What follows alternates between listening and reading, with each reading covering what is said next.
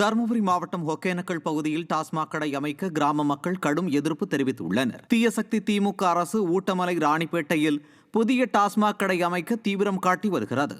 இதையறிந்த ஒகேனக்கல் பொதுமக்கள் டாஸ்மாக் கடை அமைக்க எதிர்ப்பு தெரிவித்து மாவட்ட ஆட்சியரிடம் மனு அளித்தனர். அதையும் மீறி மதுபான கடை திறந்தால் மிகப்பெரிய அளவில் போராட்டம் நடைபெறும் என திமுக அரசை கிராம மக்கள் எச்சரித்தனர்.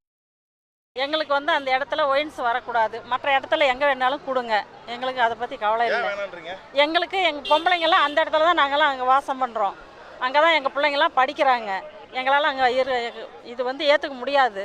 நாங்கள் எல்லாருமே தடை செய்கிறதுக்கு நாங்கள் வந்துருக்கோம். மீறி வந்தால் நாங்கள் அதுக்கு உண்டான வழி நாங்கள் போராட்டம் பண்ணுவோம்.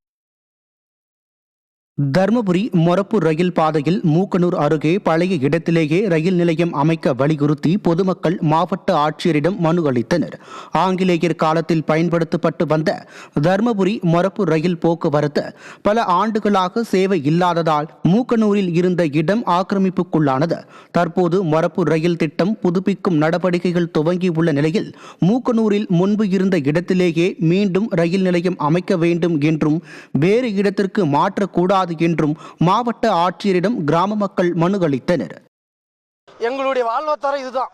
ஏன்னா எங்களுக்கு வேற முனிசிபல் ஆஃபீஸு, பஞ்சாயத்து அலுவலகம், அப்புறம் விவோ ஆஃபீஸு எல்லாமே இருந்தது, ஹாஸ்பிட்டல் எல்லாமே இருந்துச்சு. எல்லாம் எங்கள் ஊர் விட்டு வேறு இடத்துக்கு போயிடுச்சு. அது இந்த ரயில்வே ஸ்டேஷன் இருந்தால் மட்டும்தான் எங்கள் ஊரில் வாழ்வாதாரம் எல்லாம் நல்லாயிருக்கும். ஃபியூச்சரில் எங்கள் இதில் ஃபியூச்சர் நல்லாயிருக்கும்.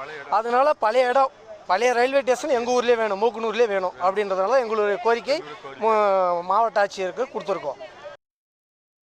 தஞ்சாவூர் மாவட்டம் கும்பகோணம் அருகே புதிய மின்கம்பம் அமைக்கும் பணியின் போது மின்சாரம் தாக்கியதால் 2 ஊழியர்கள் ஆபத்தான நிலையில் மருத்துவமனையில் அனுமதிக்கப்பட்டுள்ளனர். வட்டி பிள்ளையார் கோவில் பகுதியில் உள்ள ஸ்ரீராம் நகரில் புதிய மின்கம்பம் அமைக்கும் பணி நடைபெற்றுள்ளது.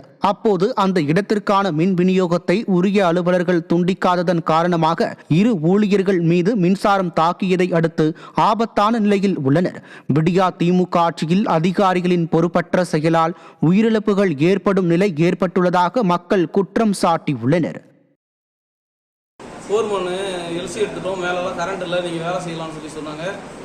இது 33 லைனில் கரண்ட்டை நிறுத்தாம விட்டுட்டாங்க. நாங்கள் கம்பம் நடும்போது மேலே கம்பத்துக்கு மேலே கம்பம் இந்த கம்பியில் மோதி கரண்ட் 2 பேர் அடிபட்டாங்க.